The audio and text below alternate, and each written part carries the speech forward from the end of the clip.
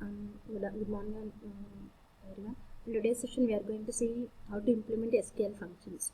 Up to now, we covered how to create a table structure and how to insert the values and how to compare the relational values by using relational operators and logical operators and all these things. Now here in this example, we have to implement the SQL functions. In this case, these are the main functions we are having. So here, these are the predefined functions we are having here. So here the sum is a predefined function which is used for sum of the values. Now suppose this is a table we are having. So we all know that how to create a table and how to insert the values of information here. Now see here. In this table, now I'm having 3 columns we are having. Now in this, so now I want to sum all the values here. So how to sum the values? So by using sum method, we can sum the values. So we have the syntax like this. Now see.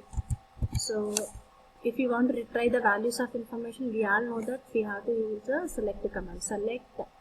So now I want to sum this marks column here. So now select, and then we have to use a predefined method like sum method, which is used for sum the values. And now see column names. What is the column name here? Marks from table name. What are the table we created? So now select sum of column name from our table. Then automatically whatever the sum we are having, that total sum will be retrieved from your table. Now see. So now suppose. So in this example, now I'm creating table like this. We are going to create table student 1 2 3 5 6, and here I'm taking student ID like that. And define the size also we can use, and estimate.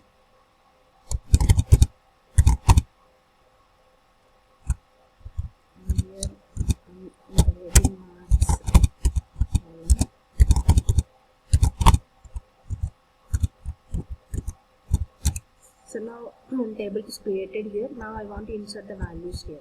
So to insert values, we have made insert into, what is our table name here? Student 1 2 3 4 5 6. Student 1 2 3 4 5 6 values. Now see marks. I'm giving marks like this. So one record will be inserted, and now if you want to insert one more record, so by using this insert command we can insert.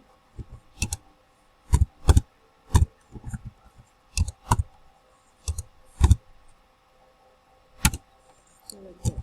So same. So by we can use the different values.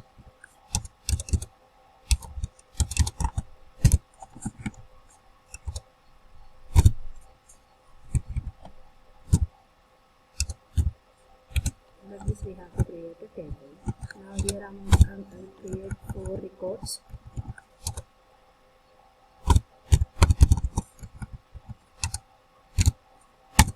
Now, so if you want to see the table of value of information, select start from our table. What is our table name? Student 1 2 3 4 5 6. Now this is the tables we are having. Now here we have to implement the values SQL functions here. So the first method is sum method, which is used for sum of values. Now see, now here in this table, now I want to sum all the values in a marks column. For that, select sum of the column name. So what is the column name? Marks column name from which table? So our table name is student 1 2 3 4 5 6. Student. So student 1 2 3 6. So select sum of marks from student 1 2 3 4 5 6. Now you will be getting total sum of this column. Like that we have to sum the values by using sum function. Like that we have different methods we are having. So the next one is a count method.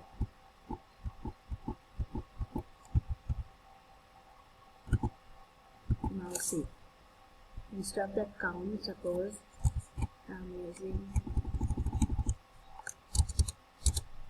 count. See, so here instead of the sum method I'm using count method. So count method which is used to return how many number of values we are having. See how many values we have, 1 2 3 4. The total number of values it will be giving the output for that count method. Like that we have to do. So see, so along with select method we have to use the SQL functions according to your requirements. According to the user requirements we can use the SQL function. If we want to return the number of values from your particular table, we can use the count method. It will return the number of values in the particular column. So now suppose, so if we want to find the maximum value maximum value in the particular column, then we can use the max method. So select, instead of that, see, instead of that count I'm using max method. Now see,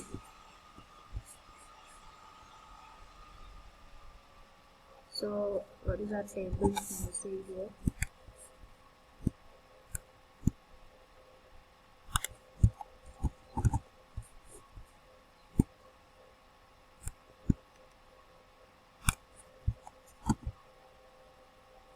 So in this table, what is the maximum? So this is the maximum we are having. So that value will be written.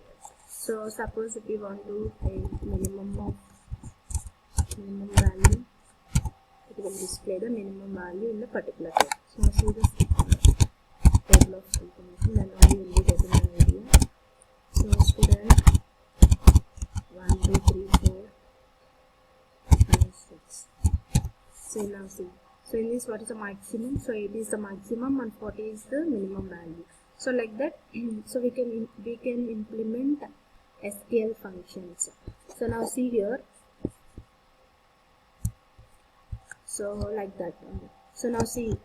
So here, sum function, count function, min function, max function, and one more is average function we are having. Suppose now if we want to calculate average marks, then see, instead of this min function, now I want to calculate average marks, then we can use the average function. So average of the particular column. So here in this marks column, these are the values we are having. According to the average function, we can calculate the average of these values. Now we will be getting average of all these values like this. So like this we can implement all SQL functions.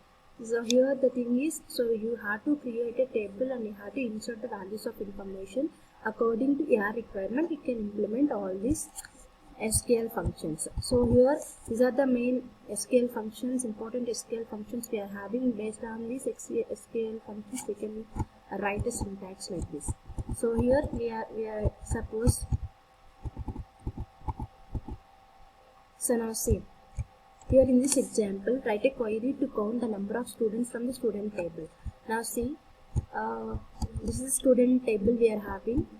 Now for that student table, now I want to count the number of students. So for that, so along with select a command, select count of student ID. The student ID from the particular table. So what is the table name? From student. So how many number of values we are having in the particular table, that will be our output. So like that we have to write a count method. So now see, so one more query we are having, write a query to count the number of students scoring marks greater than 75 from the student table. This is the query we are having. For this query, how to write a syntax? See, so select count student ID from particular table. Now here we have to specify the condition. So how to specify the condition? We all know that. So we have to use the where condition. So where whose marks is greater than 75. So we have to mention the column name. So then based upon the specific condition, the particular student ID count will be retrieved from the particular table.